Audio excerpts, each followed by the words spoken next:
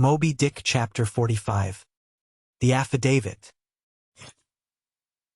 So far as what there may be of a narrative in this book, and indeed as indirectly touching one or two very interesting and curious particulars in the habits of sperm whales, the foregoing chapter, in its earlier part, is as important a one as will be found in this volume. But the leading matter of it requires to be still further and more familiarly enlarged upon, in order to be adequately understood, and moreover to take away any incredulity which a profound ignorance of the entire subject may induce in some minds, as to the natural verity of the main points of this affair. I care not to perform this part of my task methodically, but shall be content to produce the desired impression by separate citations of items, practically or reliably known to me as a whaleman, and from these citations, I take it, the conclusion aimed at will naturally follow of itself. First, I have personally known 3 instances where a whale, after receiving a harpoon, has effected a complete escape, and after an interval, in one instance of 3 years, has been again struck by the same hand and slain, when the 2 irons, both marked by the same private cipher, have been taken from the body. In the instance where 3 years intervened between the flinging of the 2 harpoons, and I think it may have been something more than that, the man who darted them happening, in the interval, to go in a trading ship on a voyage to Africa, when ashore there, joined a discovery party and penetrated far into the interior, where he traveled for a period of nearly 2 years, often endangered by serpents, savages, tigers, poisonous miasmas, with all the other common perils incident to wandering in the heart of unknown regions. Meanwhile, the whale he had struck must also have been on its travels. No doubt it had thrice circumnavigated the globe, brushing with its flanks all the coasts of Africa, but to no purpose. This man and this whale again came together, and the one vanquished the other. I say I, myself, have known 3 instances similar to this. That is, in 2 of them I saw the whale struck, and, upon the second attack, saw the 2 irons with the respective marks cut in them, afterwards taken from the dead fish. In the 3-year instance, it so fell out that I was in the boat both times, first and last, and the last time distinctly recognized a peculiar sort of huge mole under the whale's eye, which I had observed there 3 years previous. I say 3 years, but I am pretty sure it was more than that. Here are 3 instances, then, which I personally know the truth of, but I have heard of many other instances from persons whose veracity in the matter there is no good ground to impeach. Secondly, it is well known in the sperm whale fishery, however ignorant the world ashore may be of it, that there have been several memorable historical instances where a particular whale in the ocean has been at distant times and places popularly cognizable. Why such a whale became thus marked was not altogether and originally owing to his bodily peculiarities as distinguished from other whales, for however peculiar in that respect any chance whale may be, they soon put an end to his peculiarities by killing him, and boiling him down into a peculiarly valuable oil. No, the reason was this, that from the fatal experiences of the fishery there hung a terrible prestige of perilousness about such a whale as there did about Rinaldo Rinaldini, insomuch that most fishermen were content to recognize him by merely touching their tarpaulins when he would be discovered lounging by them on the sea, without seeking to cultivate a more intimate acquaintance. Like some poor devils ashore that happen to know an irascible great man, they make distant unobtrusive salutations to him in the street, lest if they pursued the acquaintance further, they might receive a summary thump for their presumption. But not only did each of these famous whales enjoy great individual celebrity, nay, you may call it an ocean-wide renown. Not only was he famous in life and now is immortal in forecastle stories after death, but he was admitted into all the rights, privileges, and distinctions of a name, had as much a name indeed as Cambyses or Caesar. Was it not so, O Timor Tom, thou famed Leviathan, scarred like an iceberg, who so long didst lurk in the oriental straits of that name, whose spout was oft seen from the palmy beach of Ombay? Was it not so, O New Zealand Jack, thou terror of all cruisers that crossed their wakes in the vicinity of the Tattoo Land? Was it not so, O Morquan, King of Japan, whose lofty jet they say at times assumed the semblance of a snow-white cross against the sky? Was it not so, O Don Miguel, thou Chilean whale, marked like an old tortoise with mystic hieroglyphics upon the back? In plain prose, here are 4 whales as well known to the students of cetacean history as Marius or Scylla to the classic scholar. But this is not all. New Zealand Tom and Don Miguel, after at various times creating great havoc among the boats of different vessels, were finally gone in quest of, systematically hunted out, chased and killed by valiant whaling captains, who heaved up their anchors with that express object as much in view, as in setting out through the Narragansett woods, Captain Butler of old had it in his mind to capture that notorious murderous savage Anawan, the headmost warrior of the Indian King Philip. I do not know where I can find a better place than just here, to make mention of one or two other things, which to me seem important, as in printed form establishing in all respects the reasonableness of the whole story of the white whale, more especially the catastrophe. For this is one of those disheartening instances where truth requires full as much bolstering as error. So ignorant are most landsmen of some of the plainest and most palpable wonders of the world, that without some hints touching the plain facts, historical and otherwise, of the fishery, they might scout at Moby Dick as a monstrous fable, or still worse and more detestable, a hideous and intolerable allegory. First, though most men have some vague flitting ideas of the general perils of the grand fishery, yet they have nothing like a fixed, vivid conception of those perils, and the frequency with which they recur. One reason perhaps is that not 1 in 50 of the actual disasters and deaths by casualties in the fishery ever finds a public record at home, however transient and immediately forgotten that record. Do you suppose that that poor fellow there, who this moment perhaps caught by the whale line off the coast of New Guinea, is being carried down to the bottom of the sea by the sounding Leviathan? Do you suppose that that poor fellow's name will appear in the newspaper obituary you will read tomorrow at your breakfast? No, because the mails are very irregular between here and New Guinea. In fact, did you ever hear what might be called regular news direct or indirect from New Guinea? Yet I tell you that upon one particular voyage which I made to the Pacific, among many others we spoke 30 different ships, every one of which had had a death by a whale, some of them more than one, and 3 that had each lost a boat's crew. For God's sake, be economical with your lamps and candles. Not a gallon you burn, but at least 1 drop of man's blood was spilled for it. Secondly, people ashore have indeed some indefinite idea that a whale is an enormous creature of enormous power, but I have ever found that when narrating to them some specific example of this twofold enormousness, they have significantly complimented me upon my facetiousness. When, I declare upon my soul, I had no more idea of being facetious than Moses, when he wrote the history of the plagues of Egypt. But fortunately the special point I here seek can be established upon testimony entirely independent of my own. That point is this: the sperm whale is in some cases sufficiently powerful, knowing, and judiciously malicious, as with direct aforethought to stave in, utterly destroy, and sink a large ship, and what is more, the sperm whale has done it. First, in the year 1820 the ship Essex, Captain Pollard of Nantucket, was cruising in the Pacific Ocean. One day she saw spouts, lowered her boats, and gave chase to a shoal of sperm whales. Ere long several of the whales were wounded, when suddenly a very large whale escaping from the boats issued from the shoal, and bore directly down upon the ship. Dashing his forehead against her hull, he so stove her in, that in less than 10 minutes she settled down and fell over. Not a surviving plank of her has been seen since. After the severest exposure, part of the crew reached the land in their boats. Being returned home at last, Captain Pollard once more sailed for the Pacific in command of another ship, but the gods shipwrecked him again upon unknown rocks and breakers. For the second time his ship was utterly lost, and forthwith forswearing the sea, he has never tempted it since. At this day Captain Pollard is a resident of Nantucket.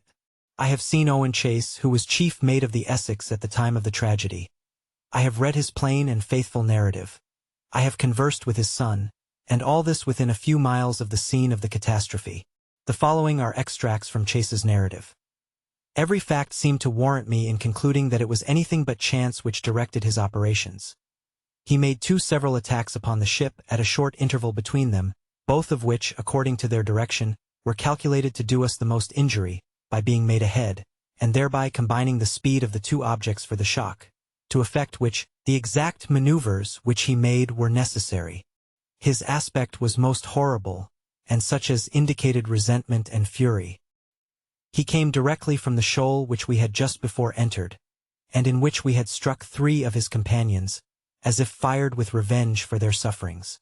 Again, at all events, the whole circumstances taken together, all happening before my own eyes, and producing, at the time, impressions in my mind of decided, calculating mischief on the part of the whale, many of which impressions I cannot now recall, induce me to be satisfied that I am correct in my opinion. Here are his reflections some time after quitting the ship, during a black night in an open boat, when almost despairing of reaching any hospitable shore. The dark ocean and swelling waters were nothing. The fears of being swallowed up by some dreadful tempest, or dashed upon hidden rocks, with all the other ordinary subjects of fearful contemplation, seemed scarcely entitled to a moment's thought. The dismal-looking wreck, and the horrid aspect and revenge of the whale, wholly engrossed my reflections, until day again made its appearance. In another place, page 45, he speaks of the mysterious and mortal attack of the animal. Secondly, the ship Union, also of Nantucket, was in the year 1807 totally lost off the Azores by a similar onset, but the authentic particulars of this catastrophe I have never chanced to encounter, though from the whale hunters I have now and then heard casual allusions to it. Thirdly, some 18 or 20 years ago Commodore J., then commanding an American sloop of war of the first class, happened to be dining with a party of whaling captains, on board a Nantucket ship in the harbor of Oahu, Sandwich Islands. Conversation turning upon whales, the Commodore was pleased to be skeptical touching the amazing strength ascribed to them by the professional gentlemen present. He peremptorily denied, for example, that any whale could so smite his stout sloop of war as to cause her to leak so much as a thimbleful. Very good. But there is more coming. Some weeks after, the Commodore set sail in this impregnable craft for Valparaiso. But he was stopped on the way by a portly sperm whale that begged a few moments' confidential business with him. That business consisted in fetching the Commodore's craft such a thwack, that with all his pumps going he made straight for the nearest port to heave down and repair. I am not superstitious, but I consider the Commodore's interview with that whale as providential. Was not Saul of Tarsus converted from unbelief by a similar fright? I tell you, the sperm whale will stand no nonsense. I will now refer you to Langsdorff's Voyages for a little circumstance in point, peculiarly interesting to the writer hereof. Langsdorff, you must know by the way, was attached to the Russian Admiral Krusenstern's famous discovery expedition in the beginning of the present century. Captain Langsdorff thus begins his 17th chapter. By the 13th of May our ship was ready to sail, and the next day we were out in the open sea, on our way to Okatch. The weather was very clear and fine, but so intolerably cold that we were obliged to keep on our fur clothing. For some days we had very little wind. It was not till the 19th that a brisk gale from the northwest sprang up. An uncommon large whale, the body of which was larger than the ship itself, lay almost at the surface of the water, but was not perceived by anyone on board till the moment when the ship, which was in full sail, was almost upon him, so that it was impossible to prevent its striking against him. We were thus placed in the most imminent danger, as this gigantic creature, setting up its back, raised the ship 3 feet at least out of the water. The masts reeled, and the sails fell altogether, while we who were below all sprang instantly upon the deck, concluding that we had struck upon some rock. Instead of this we saw the monster sailing off with the utmost gravity and solemnity. Captain Dwulf applied immediately to the pumps to examine whether or not the vessel had received any damage from the shock, but we found that very happily it had escaped entirely uninjured. Now, the Captain Dwulf here alluded to as commanding the ship in question, is a New Englander, who, after a long life of unusual adventures as a sea captain, this day resides in the village of Dorchester near Boston. I have the honor of being a nephew of his. I have particularly questioned him concerning this passage in Langsdorff. He substantiates every word. The ship, however, was by no means a large one, a Russian craft built on the Siberian coast, and purchased by my uncle after bartering away the vessel in which he sailed from home. In that up-and-down manly book of old-fashioned adventure, so full, too, of honest wonders, The Voyage of Lionel Wafer, one of Ancient Dampier's old chums, I found a little matter set down so like that just quoted from Langsdorff, that I cannot forbear inserting it here for a corroborative example, if such be needed. Lionel, it seems, was on his way to John Ferdinando, as he calls the modern Juan Fernandez. In our way thither, he says, about 4 o'clock in the morning, when we were about 150 leagues from the main of America, our ship felt a terrible shock, which put our men in such consternation that they could hardly tell where they were or what to think. But everyone began to prepare for death, and, indeed, the shock was so sudden and violent, that we took it for granted the ship had struck against a rock. But when the amazement was a little over, we cast the lead, and sounded, but found no ground. The The suddenness of the shock made the guns leap in their carriages, and several of the men were shaken out of their hammocks. Captain Davis, who lay with his head on a gun, was thrown out of his cabin. Lionel then goes on to impute the shock to an earthquake, and seems to substantiate the imputation by stating that a great earthquake, somewhere about that time, did actually do great mischief along the Spanish land. But I should not much wonder if, in the darkness of that early hour of the morning, the shock was after all caused by an unseen whale vertically bumping the hull from beneath. I might proceed with several more examples, one way or another known to me, of the great power and malice at times of the sperm whale. In more than one instance, he has been known, not only to chase the assailing boats back to their ships, but to pursue the ship itself, and long withstand all the lances hurled at him from its decks. The English ship Pusey Hall can tell a story on that head, and as for his strength, let me say that there have been examples where the lines attached to a running sperm whale have, in a calm, been transferred to the ship and secured there, the whale towing her great hull through the water as a horse walks off with a cart. Again, it is very often observed that, if the sperm whale, once struck, is allowed time to rally, he then acts, not so often with blind rage, as with willful, deliberate designs of destruction to his pursuers. Nor is it without conveying some eloquent indication of his character, that upon being attacked he will frequently open his mouth, and retain it in that dread expansion for several consecutive minutes.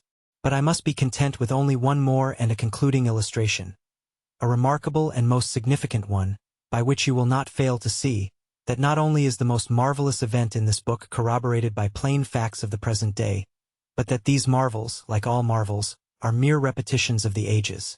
So that for the millionth time we say Amen with Solomon, verily there is nothing new under the sun. In the 6th Christian century lived Procopius, a Christian magistrate of Constantinople, in the days when Justinian was emperor and Belisarius general. As many know, he wrote the history of his own times, a work every way of uncommon value.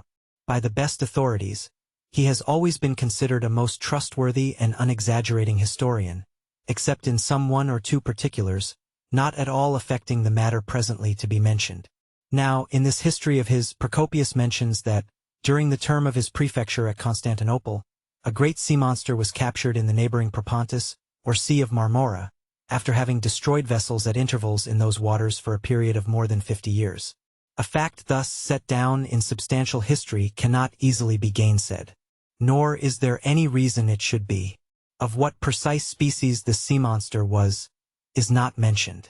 But as he destroyed ships, as well as for other reasons, he must have been a whale, and I am strongly inclined to think a sperm whale.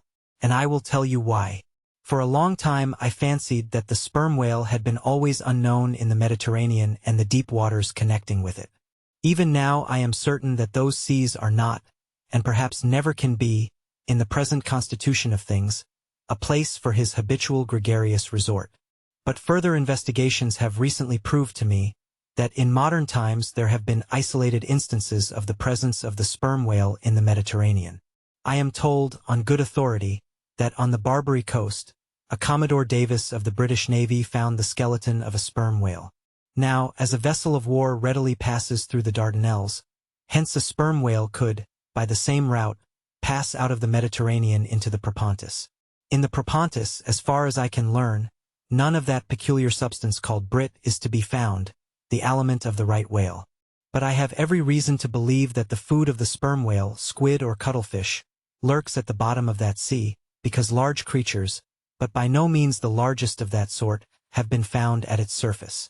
If, then, you properly put these statements together, and reason upon them a bit, you will clearly perceive that, according to all human reasoning, Procopius's sea monster, that for half a century stove the ships of a Roman emperor, must in all probability have been a sperm whale.